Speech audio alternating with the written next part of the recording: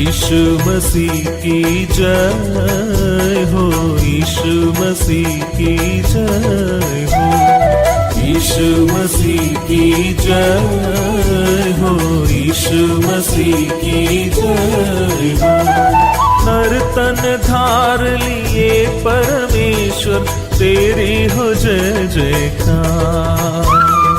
नर तन धार लिए परमेश्वर तेरी हो जय जयकार। तेरी हो जय जय, तेरी हो जय जय, तेरी हो जय जयकार।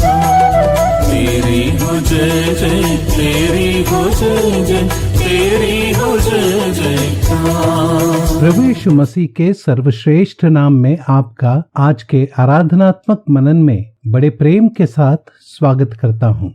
आज प्रभु के दिन प्रभु को, उसके चरित्र को और उसके कार्यों को स्मरण करना हम विश्वासियों के लिए कितना उत्तम है ना। पुराने नियम में प्रभु यीशु मसीह के विषय में कई भविष्यवाणियां की गई हैं, जिन्हें वह पूरी करने इस संसार में देहधारी हुआ, जैसे कि उसके द्वारा इब्रानियों को लिखी गई पत्री के 10वें अध्याय के 5वें वचन में हम पढ़ते हैं। प्रभु के द्वारा पूरी की गई कई भविष्यवाणियों में से एक उसके पृथ्वी पर तिरस्कार किए जाने के संबंध में है।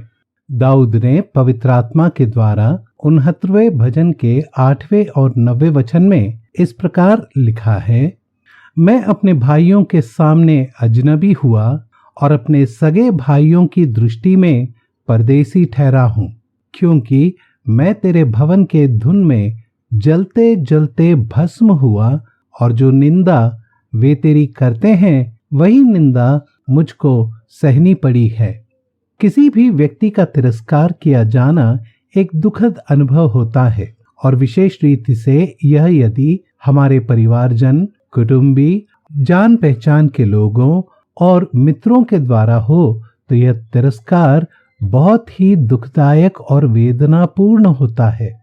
यूसुफ अपने पिता का बहुत ही प्रिय था, जिसके कारण उसके भाइयों ने उसे उसके लड़कपन ही में तिरस्कार किया, उससे घृणा किया और मौका देखकर उसे विदेशियों के हाथों बेच दिया।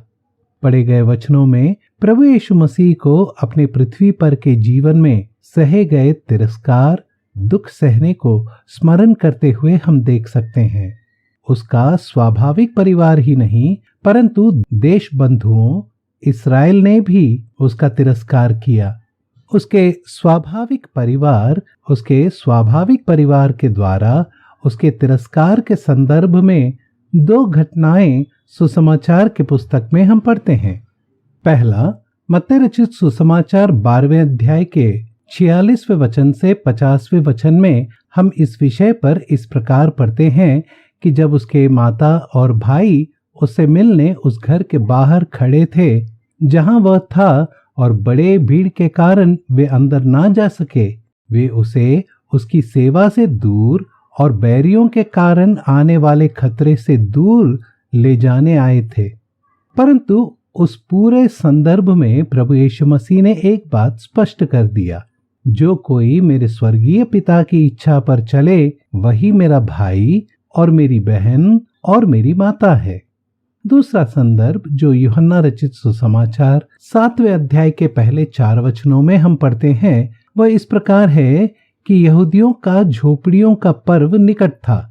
तब उसके भाइयों ने उससे कहा, यहाँ से यहूदिया को जा, कि जो काम तू करता है उन्हें तेरे चेले वहां भी देखें, क्योंकि ऐसा कोई न होगा जो प्रसिद्ध होना चाहे और छिपकर काम करे। यदि तू यह काम करता है तो अपने आप को जगत पर प्रकट कर। 5वें वचन में हम पढ़ते हैं कि उसके भाई भी उस पर विश्वास नहीं करते थे, अर्थात उन्होंने उसका तिरस्कार किया। उसके देश बंधुओं इस्राएल के द्वारा भी उसका तिरस्कार हुआ।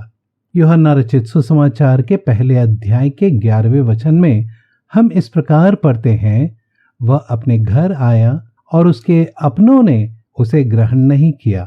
इस्राएल ने उसके सेवा को स्वीकार नहीं किया और उसे उसी के नगर नासरत के लोगों ने उसके उपदेश सुनकर क्रोध से भर गए। लूका रचित सुसमाचार 4 अध्याय के 28 से 30 वचन में हम पढ़ते हैं कि वे उठकर उसे नगर से बाहर निकाला और जिस पहाड़ पर उनका नगर बसा हुआ था उसकी चोटी पर ले चले कि उसे वहां से नीचे गिरा दें, परंतु वह उनके बीच में से निकलकर चला गया। उसके द्वारा किए गए अद्भुत आश्चर्य कार्यों को देखकर उसका तिरस्कार करते हुए शैतान के साथ उसका संबंध जोड़ा। पिलातुस के सामने उसका तिरस्कार कर उसके मसीहत को तिरस्कृत किया।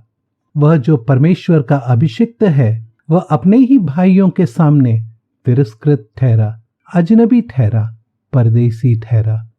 इब्रानियों को लिखी गई पत्री 12वें अध्याय के 2 वचन में जैसा लिखा गया है, उस आनंद के लिए जो उसके आगे धरा था, लज्जा की कुछ चिंता न करके क्रूस का दुख सह लिया और परमेश्वर के सिंहासन के दाहिने जा बैठा।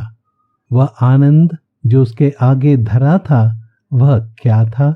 मेरे प्रिय भाइयों और बहनों, आप और मैं, हमने जो प्रभु यीशु मसीह पर विश्वास किया, उसे अपने जीवन में ग्रहण किया, प्रभु और उद्धारकर्ता स्वीकार किया, हम ही उसका आनंद है। इस्राएलियों ने परमेश्वर पुत्र का तिरस्कार किया और परमेश्वर ने उन्हें त्याग दिया। परमेश्वर के द्वारा वे जो त्यागे गए, तो परमेश्वर ने संसार अर्थात अन्य जातियों के साथ मेल मिलाप किया। पौलुस रोमियो को लिखी गई पत्री 11वें अध्याय के 11वें वचन में कहता है, उनके गिरने के कारण अन्य जातियों को उद्धार मिला कि उन्हें जलन हो। वे भी एक दिन उसे देखेंगे जिसे उन्होंने भेदा और बड़ा विलाप करेंगे और फिर उसकी ओर फिरेंगे। तब तक के लिए जो सौभाग्य हमें मिला है, उसके लिए क्या हम प्रभु का धन्यवाद न करें? उसने अपने बड़े अनुग्रह से जो हमारा उद्धार किया है, क्या हम उसे योग्य आदर और सम्मान और स्तुति से दूर रखें? कदापि नहीं, क्योंकि जब हम निर्बल ही थे तो मसीह ठीक समय पर हम भक्तिहीनों के लिए मरा। परमेश्वर हम पर अपने प्रेम की भलाई इस रीति से प्रकट करता है कि जब हम पापी ही थे तभी मसीह हमारे लिए मरा। बैरी होने की दशा में उसके पुत्र की मृत्यु के द्वारा हमारा मेल परमेश्वर के साथ हुआ है। तो आइए प्रियो, वह जो हमारे लिए इस संसार में देहधारी हुआ, परंतु उसके अपनों ने उसे नहीं अपनाया, उसकी महिमा करके, उसकी आराधना करके, उसे ऊंचा उठाकर उसके समीप हम जाएं। आज उस पुत्र को परमेश्वर पिता के सामने ऊंचा उठाने में परमेश्वर हम सभी की सहायता करे। अनादिश्वर अरूपी आत्मा आराधना के यो, अनादिश्वर अरूपी आत्मा आराधना के यो, नर रूप लेकर जगत में आया नर को बचाने को, नर रूप लेकर जगत में आया नर को बचाने को। तेरी हो जय जय, तेरी हो जय जय, तेरी हो जय जयकार, तेरी हो जय जय, तेरी हो जय जय, तेरी हो जय जयकार। यीशु मसीह की जय हो, यीशु मसीह की जय हो, यीशु मसीह की जय हो, यीशु मसीह की जय हो। नर तन धार लिए परमेश्वर तेरी हो जय जयकार, नर तन धार लिए परमेश्वर तेरी हो जय जयकार, तेरी हो जय जय, तेरी हो जय जय, तेरी हो जय जयकार, तेरी हो जय जय, तेरी हो जय जय, तेरी हो जय जयकार।